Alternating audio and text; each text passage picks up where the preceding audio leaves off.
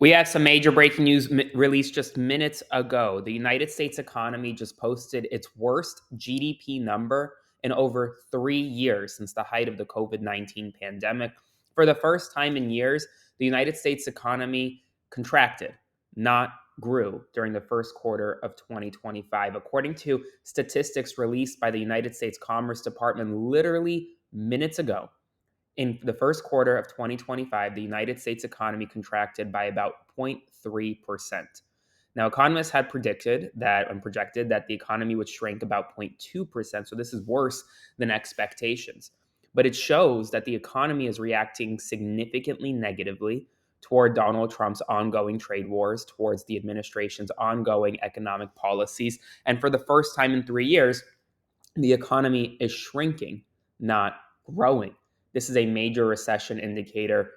Alarm bells are going off on Capitol Hill right now and in Wall Street. So we'll see what the day brings us. But folks, bad news right now for the United States economy. Now, a lot of folks have asked, well, how can you support my work? Right now, I'm actually going on Capitol Hill to potentially meet with members of Congress, senators. I'll ask them about economic numbers this morning. If you want to support my work, please consider becoming a paid subscriber to my Substack by clicking the button below, or supporting me by sending a one-time donation via Venmo to Aaron-Parnas.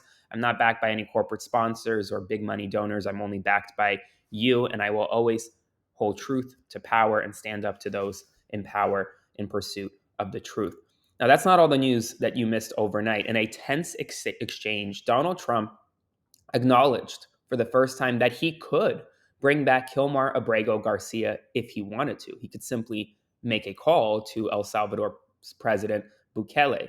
When asked in a tense exchange with a host from ABC, he said, "I could," but then deflected responsibility on whether or not he would actually do so by saying that he's not the one making the decision, prompting the host to exclaim, "You're the president." It's clear that Donald Trump has the opportunity to bring back Kilmar Garcia. He just refuses to do so.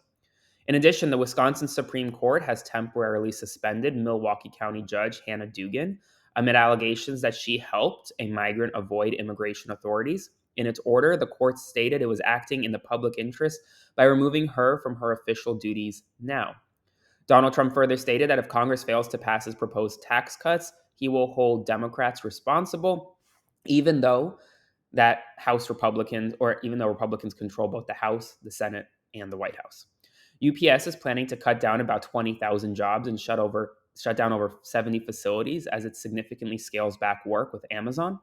The company announced it's expected to make these cuts this year, with 73 buildings set to close by the end of June.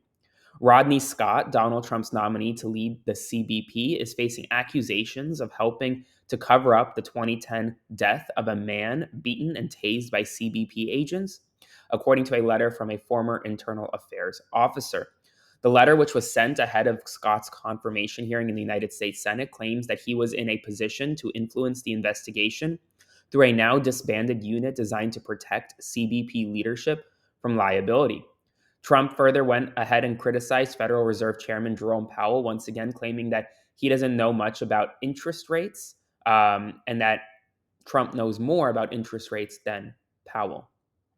Doug Emhoff, the former second gentleman of the United States, said overnight that he was removed from the board of trustees for the U.S. Holocaust Memorial Museum.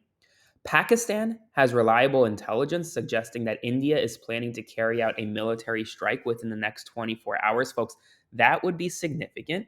If you don't know, Pakistan and India are two of the world's largest nuclear powers. They both have nuclear weapons.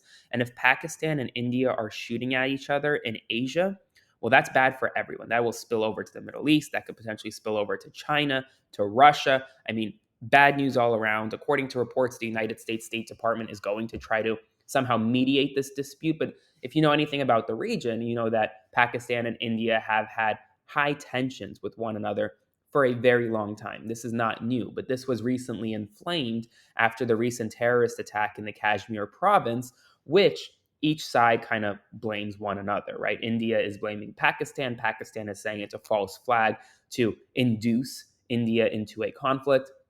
We'll see what happens, but if the two nuclear powers start a war, that is going to be very bad news. The United States and Ukraine are set to sign a framework minerals agreement today.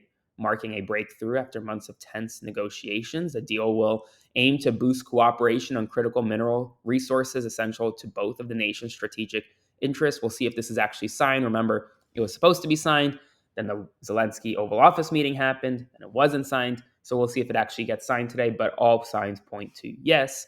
And finally, when questioned about his low approval ratings and whether he's a political burden, Chuck Schumer, the Senate Minority Leader, dismissed any concerns, saying polls come and go. Our party is united. That's all the news right now, folks. I'm sure there's going to be news throughout the day. I'll be on Capitol Hill interviewing folks as well, so stay tuned for some exclusive interviews. And I'll see you this evening. If you want to support my work, click the button below, become a paid subscriber to my Substack, or support my work by sending a one-time donation via Venmo to Aaron-Parnas. And thank you again.